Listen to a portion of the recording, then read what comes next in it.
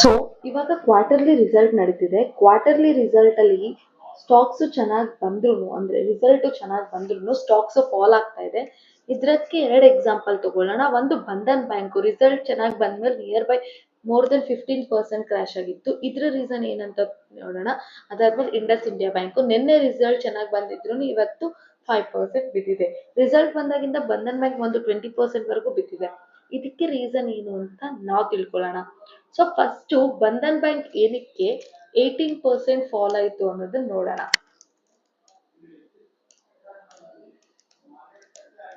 Bandhan bank Q1 result actually strong ಆಗೇ ಇತ್ತು.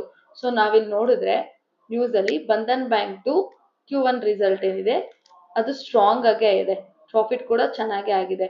But ಆದ್ರೂ ಬಂಧನ್ ಬ್ಯಾಂಕ್ ಏನಕ್ಕೆ ಬಿತ್ತು ಅಂದ್ರೆ ಅದ್ರದ್ದು future outlook.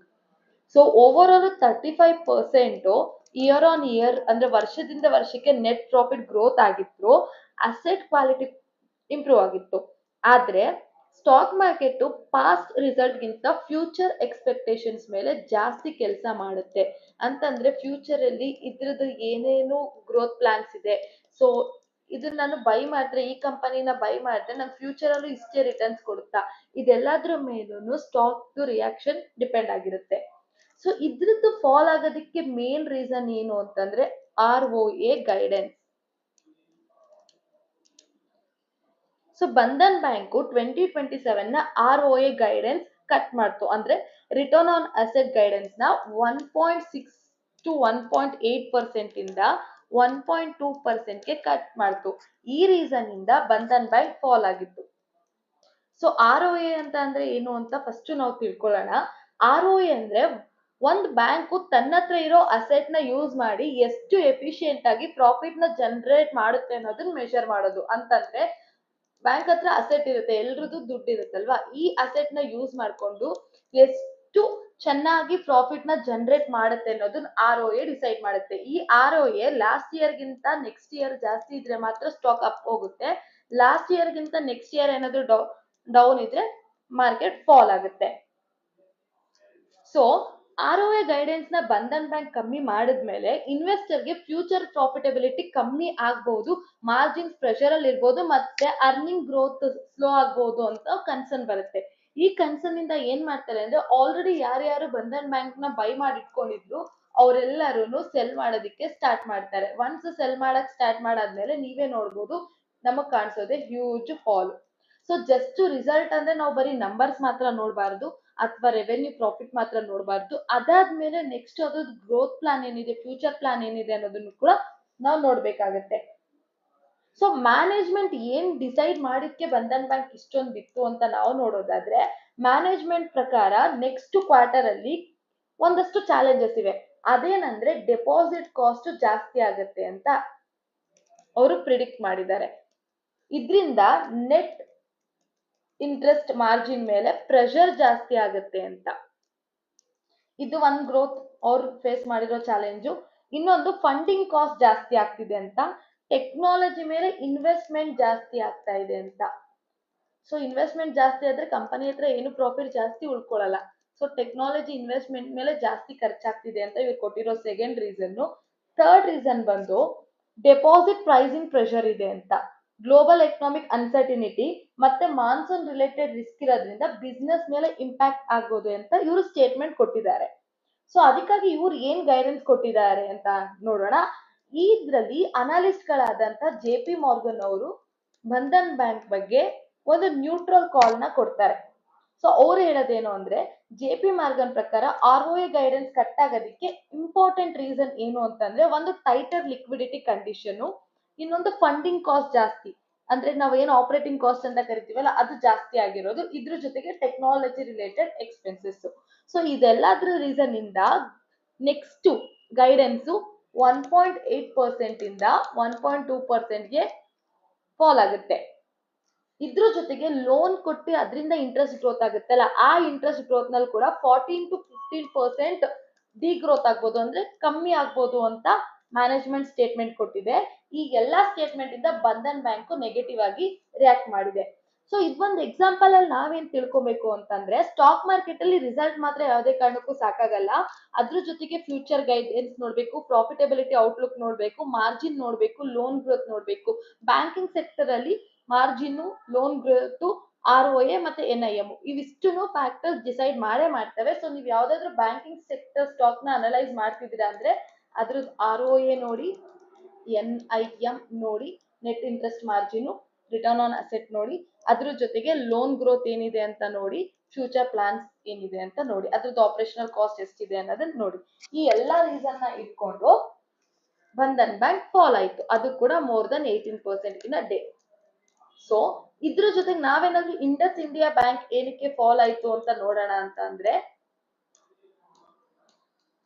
So Indus India bank Q1 result ಚೆನ್ನಾಗೇ ಬಂತು, ಎಲ್ರಿಗೂ ಗೊತ್ತು. ಸೊ 47% ಕ್ವಾರ್ಟರ್ಲಿ ರೈಸ್ ಆಗಿದೆ, ಆದ್ರೂ ಕೂಡ ಸ್ಲೋ ಡೌನ್ ಆಯ್ತು, ಅಂದ್ರೆ ಡೌನ್ ಸೈಡ್ ಗೆ ಮೂವ್ ಆಯ್ತು. ಯಾಕೆ ಅಂದ್ರೆ ಮಾರ್ಕೆಟ್ ರಿಯಾಕ್ಷನ್ ನೆಗೆಟಿವ್ ಆಗಿತ್ತು. ಮಾರ್ಕೆಟ್ ಪ್ರಾಫಿಟ್ ಮಾತ್ರ ಅಲ್ಲ, ಕ್ವಾಲಿಟಿ ಆಫ್ ಅರ್ನಿಂಗ್ ಮೇಲೆ ಕೂಡ ಡಿಪೆಂಡ್ ಆಗಿರುತ್ತೆ. ಸೊ ಹಾಗಾದ್ರೆ ಏನಿದು ಕ್ವಾಲಿಟಿ ಆಫ್ ಅರ್ನಿಂಗ್ ಅಂತ ಮೊದಲು ನಾವು ತಿಳ್ಕೊಳ್ಳೋಣ. ಸೊ ವೀಕ್ ಕೋರ್ ಗ್ರೋತ್ ಅಂತಂದ್ರೆ ಬಿಸ್ನೆಸ್ ಏನು ಕೋರ್ ಬಿಸ್ನೆಸ್ ಇರುತ್ತೆ, ಅಂದ್ರೆ ಇಂಡಸ್ ಇಂಡಿಯಾ ಬ್ಯಾಂಕ್ ಏನ್ ಕೋರ್ ಬಿಸ್ನೆಸ್ ಇರುತ್ತೆ ಇದ್ರಲ್ಲಿ ಯಾವುದೇ ತರದ ಜಾಸ್ತಿ ಡೆವಲಪ್ಮೆಂಟ್ ಇರಲಿಲ್ಲ. ಬ್ಯಾಂಕ್ ಪ್ರಾಫಿಟ್ ಇನ್ಕ್ರೀಸ್ ಆಗಿತ್ತು, ಆದ್ರೆ ಪ್ರಾಫಿಟ್ ಕೋರ್ ಬ್ಯಾಂಕಿಂಗ್ ಬಿಸ್ನೆಸ್ ಇಂದ ಬಂದಿರ್ಲಿಲ್ಲ. ಅಂತಂದ್ರೆ ಬ್ಯಾಂಕ್ದು ಮೇನ್ ಬಿಸ್ನೆಸ್ ಏನು ಅಂದ್ರೆ ಡೆಪಾಸಿಟ್ ಮಾಡ್ಕೊಳ್ಳೋದು, ಲೋನ್ ಕೊಡೋದು, ಅದರಿಂದ ಇಂಟ್ರೆಸ್ಟ್ ತಗೊಂಡು ಬಿಸ್ನೆಸ್ ಡೆವಲಪ್ ಮಾಡೋದಲ್ವಾ, ಇದು ಬ್ಯಾಂಕ್ದು ಕೋರ್ ಬಿಸ್ನೆಸ್. ಸೊ ಬಂದಿದಂತ ಪ್ರಾಫಿಟ್ ಈ ಕೋರ್ ಬಿಸ್ನೆಸ್ ಇಂದ ಬಂದಿರ್ಲಿಲ್ಲ, ಬದಲಾಗಿ ಆಪರೇಟಿಂಗ್ ಇನ್ಕಮ್ ವೀಕ್ ಆಗಿತ್ತು. ಅಂದ್ರೆ ತನ್ನ ರೆಗ್ಯುಲರ್ ಬ್ಯಾಂಕಿಂಗ್ ಆಪರೇಷನ್ ಮೂಲಕ ಸ್ಟ್ರಾಂಗ್ ರೆವೆನ್ಯೂ ಜನರೇಟ್ ಮಾಡಲಿಲ್ಲ. ಅದ್ರ ಬದಲಾಗಿ ಆಪರೇಟಿಂಗ್ ಕಾಸ್ಟ್ ನ ಕಂಟ್ರೋಲ್ ಮಾಡೋದ್ರ ಮೂಲಕ ಮತ್ತೆ ಆ ಬೇರೆ ಬೇರೆ ವಿಧಾನಗಳ ಮೂಲಕ ಅದು ತನ್ನ ಆಪರೇಟಿಂಗ್ ಕಾಸ್ಟ್ ನ ಕಂಟ್ರೋಲ್ ಮಾಡಿ ಪ್ರಾಫಿಟ್ ನ ಜನರೇಟ್ ಮಾಡ್ಕೊಂಡಿತ್ತು. ನೆಕ್ಸ್ಟ್ ಇನ್ನೊಂದು ನೋಡಿದ್ರೆ ನೆಟ್ ಇನ್ಕಮ್ ಏನಿತ್ತು ಅದು ಕೂಡ ಫ್ಲಾಟ್ ಆಗಿತ್ತು. ಅಂತಂದ್ರೆ ಲೋನ್ಸ್ ಮೇಲೆ ತಗೊಂಡಂತ ಇಂಟ್ರೆಸ್ಟ್, ಡೆಪಾಸಿಟ್ ಮೇಲೆ ಕೊಟ್ಟಂತ ಇಂಟ್ರೆಸ್ಟ್, ಅಂದ್ರೆ ಯಾರು ಲೋನ್ ತಗೊಂಡಿರ್ತಾರೆ ಅವ್ರ ಹತ್ರ ಬ್ಯಾಂಕು ಇಂಟ್ರೆಸ್ಟ್ ನ ತಗೊಳುತ್ತೆ, ಅದೇ ತರ ಯಾರು ಡೆಪಾಸಿಟ್ ಮಾಡ್ತಾರೆ ಅವ್ರಿಗೆ ಬ್ಯಾಂಕು ಇಂಟ್ರೆಸ್ಟ್ ನ ಪ್ರೊವೈಡ್ ಮಾಡುತ್ತೆ. ಈ ಎರಡರ ಮಧ್ಯೆ ಇರೋ ಡಿಫ್ರೆನ್ಸ್ ಅಂತ ದೊಡ್ಡ ಡಿಫ್ರೆನ್ಸ್ ಏನಾಗಿರ್ಲಿಲ್ಲ. ಸೊ ಏನು ನೆಟ್ ಇಂಟ್ರೆಸ್ಟ್ ಇನ್ಕಮ್ ಇತ್ತು ಅದು ಫ್ಲಾಟ್ ಆಗಿತ್ತು. ಇದ್ರ ಜೊತೆಗೆ ಇನ್ಕಮ್ ಏನಿದೆ ಫೀ ಇನ್ಕಮ್ ಅದು ಕೂಡ ಡಿಕ್ಲೈನ್ ಆಗಿತ್ತು. ಅಂದ್ರೆ ಬ್ಯಾಂಕ್ ಒಂದಷ್ಟು ಫೀಸ್ ನ ಹಾಕ್ತಾರಲ್ವಾ, ಆ ಇನ್ಕಮ್ 2157 ಕೋಟಿಯಿಂದ 1787 ಕೋಟಿಗೆ ಡಿಕ್ರೀಸ್ ಆಗಿತ್ತು. ಸೊ ಇದಾದ್ರ ಜೊತೆಗೆ ಪ್ರಾಫಿಟ್ ಬುಕ್ಕಿಂಗ್ ಮಾಡಿದ್ರು. ಬಂಧನ್ ಬ್ಯಾಂಕ್ ರೀಸೆಂಟ್ ಆಗಿ ತುಂಬಾ ಚೆನ್ನಾಗಿ ರ್ಯಾಲಿ ಕೊಟ್ಟಿತ್ತು. ಈ ರ್ಯಾಲಿಯಿಂದ ಏನ್ ಮಾಡಿದ್ರು ಅಂದ್ರೆ ಆಲ್ರೆಡಿ ಯಾರ್ಯಾರು ಸ್ಟಾಕ್ ನ ಬೈ ಮಾಡಿ ಇಟ್ಕೊಂಡಿದ್ರು ಅವರು ಈ ಎಲ್ಲಾ ಫ್ಯಾಕ್ಟರ್ಸ್ ನ ನೋಡಿ, ಕೋರ್ ಬಿಸ್ನೆಸ್ ಇಂದ ಗ್ರೋತ್ ಆಗದೆ ಇರೋದು, ಜೊತೆಗೆ NII ಡೌನ್ ಆಗಿರೋದು, ಫೀಸ್ ಇನ್ಕಮ್ ಡೌನ್ ಆಗಿರೋದು, ಇದನ್ನೆಲ್ಲ ನೋಡಿ ಏನ್ ಮಾಡಿದ್ರು ಅಂದ್ರೆ ಪ್ರಾಫಿಟ್ ಬುಕ್ಕಿಂಗ್ ಮಾಡಿದ್ರು. ಇದರಿಂದ ಆ ಸ್ಟಾಕ್ ಅಲ್ಲಿ ಸೆಲ್ಲಿಂಗ್ ಪ್ರೆಷರ್ ಜಾಸ್ತಿ ಆಯ್ತು. ಸೊ ನಾನು ಅವಾಗಲೇ ನಿಮಗೆ ಹೇಳಿದೆ ಫೀ ಇನ್ಕಮ್ ಅಂದ್ರೆ ಏನು ಅಂತ. ಫೀ ಇನ್ಕಮ್ ಅಂದ್ರೆ loans, credit cards, transaction, messages, ಇದ್ರ ಮೇಲೆ ಸರ್ವಿಸ್ಗೆ ಒಂದಷ್ಟು ಚಾರ್ಜಸ್ ನ ಬ್ಯಾಂಕಿಂಗ್ ಆಗ್ತಾರಲ್ವಾ ಬ್ಯಾಂಕ್ ಅವರು, ಸೊ ಅದನ್ನ ನಾವು ಫೀ ಇನ್ಕಮ್ ಅಂತ ಕರಿತೀವಿ. ಬಂಧನ್ ಬ್ಯಾಂಕ್ ಫೀ ಇನ್ಕಮ್ ಕೂಡ ಕಮ್ಮಿ ಆಗಿತ್ತು. ಇದ್ರ ಜೊತೆಗೆ JP ಮಾರ್ಗನ್ ಅವರು ಕೂಡ ಇದನ್ನ ಅಂಡರ್ ವೇಟ್ ರೇಟಿಂಗ್ ನ ಕೊಟ್ಟಿದ್ದಾರೆ. ಅಂದ್ರೆ ಈ ಸ್ಟಾಕ್ ನ ಪರ್ಫಾರ್ಮೆನ್ಸ್ ಮಾರ್ಕೆಟ್ ಗಿಂತ ವೀಕ್ ಆಗಿರುತ್ತೆ ಅನ್ನೋ ಏನೋ ಅವ್ರದ್ದು ಡಿಸಿಷನ್ ಇದೆ ಅಥವಾ ಏನೋ ಅವ್ರ ಅಭಿಪ್ರಾಯ ಇದೆ, ಇದರಿಂದ ಇನ್ವೆಸ್ಟರ್ ಸೆಂಟಿಮೆಂಟ್ ನೆಗೆಟಿವ್ ಆಯ್ತು. ಸೊ ಇದ್ರಲ್ಲಿ ನಾವೇನ್ ಕಲ್ತ್ಕೊಬೇಕಂದ್ರೆ ಮಾರ್ಕೆಟ್ ನಲ್ಲಿ ಪ್ರಾಫಿಟ್ ಇನ್ಕ್ರೀಸ್ ಆಯ್ತು ಅಂದ್ರೆ ಸ್ಟಾಕ್ ಪ್ರೈಸ್ ಕೂಡ ಇನ್ಕ್ರೀಸ್ ಆಗಲ್ಲ. ಜೊತೆಗೆ ಕೋರ್ ಬಿಸ್ನೆಸ್ ಕೂಡ ನಾವು ನೋಡ್ಬೇಕಾಗುತ್ತೆ, ಫೀ ಇನ್ಕಮ್ ನೋಡ್ಬೇಕಾಗುತ್ತೆ. ಬ್ರೋಕರೇಜ್ ಅಂದ್ರೆ ದೊಡ್ಡ ದೊಡ್ಡ ಬ್ರೋಕರೇಜ್ ಕಂಪನೀಸ್ ಇರ್ತಾರಲ್ಲ, ಅವರು ಈ ಸ್ಟಾಕ್ ಬಗ್ಗೆ ಯಾವ ತರ ರಿವ್ಯೂಸ್ ಕೊಡ್ತಾರೆ, ಅವ್ರು ಏನ್ ಒಪಿನಿಯನ್ ಇಟ್ಕೊಂಡಿರ್ತಾರೆ ಅನ್ನೋದು ಕೂಡ ನೋಡ್ಬೇಕಾಗುತ್ತೆ. ಇದ್ರ ಜೊತೆಗೆ ಇನ್ವೆಸ್ಟರ್ ಎಕ್ಸ್ಪೆಕ್ಟೇಷನ್ಸ್ ಕೂಡ ನೋಡ್ಬೇಕಾಗುತ್ತೆ. ಒಂದು ಸ್ಟಾಕ್ ಪ್ರಾಫಿಟ್ ಕೊಡ್ತಿದೆ ಅಂದಿದ ತಕ್ಷಣ ಹೋಗಿ ಆ ಸ್ಟಾಕ್ ನ ಬೈ ಮಾಡಬೇಡಿ, ಅದ್ರ ಬದಲಾಗಿ ಆ ಸ್ಟಾಕ್ ನ ಕುತ್ಕೊಂಡು ಅನಲೈಸ್ ಮಾಡಿ. ಸೊ ಆ ಸ್ಟಾಕ್ ರಿಸಲ್ಟ್ ಬಂದ್ರೆ ಗ್ರೋತ್ ಹೇಗಿದೆ, ಬರೀ ಇನ್ಕಮ್ ಬರ್ತಿದ್ಯಾ ಅಥವಾ ಬೇರೆ ಏನಾದ್ರೂ ರೀಸನ್ಸ್ ಇಂದ ಸ್ಟಾಕ್ ಏನಾದ್ರೂ ಬೀಳೋ ಚಾನ್ಸಸ್ ಇದೆಯಾ, ಇದನ್ನೆಲ್ಲ ನಾವು ನೋಡ್ಕೊಂಡು ಅನಲೈಸ್ ಮಾಡಿದ್ರೆ ನಾವು ಒಳ್ಳೆ ಇನ್ವೆಸ್ಟರ್ ಆಗ್ಬಹುದು. ಇಲ್ಲ ಅಂತಂದ್ರೆ ಸ್ಟಾಕ್ ಸ್ಟಕ್ ಆಗುತ್ತೆ ಮತ್ತೆ ನಮ್ಗೆ ಲಾಸಸ್ ನಮ್ಮ ಪೋರ್ಟ್ಫೋಲಿಯೋದಲ್ಲಿ ಜಾಸ್ತಿ ಆಗ್ತಾ ಹೋಗುತ್ತೆ. ಸೊ ಸ್ವಿಂಗ್ ಆಗ್ಲಿ ಲಾಂಗ್ ಟರ್ಮ್ ಆಗ್ಲಿ ರಿಸಲ್ಟ್ ಬರೋ ಸ್ಟಾಕ್ಸ್ ಗಳನ್ನ ಸ್ವಲ್ಪ ನೋಡ್ಕೊಳ್ಳಿ. ಅಂಡ್ ಈ ಫ್ಯಾಕ್ಟರ್ಸ್ ಎಲ್ಲ ನೀವು ತಿಳ್ಕೊಂಡಿರಿ. ಜಸ್ಟ್ ಹೆಡ್ಲೈನ್ಸ್ ಅಲ್ಲಿ ಪ್ರಾಫಿಟ್ ಬೀಟ್ ಆಗೋಯ್ತು ಅಂದಿದ ತಕ್ಷಣ ನಾಳೆ ಬೆಳಗ್ಗೆ ಹಾಕೊಂಡು ಕುತ್ಕೊಳ್ಳೋದು, ಸೊ ಆತರ ಎಲ್ಲ ಮಾಡಕ್ ಹೋಗ್ಬೇಡಿ.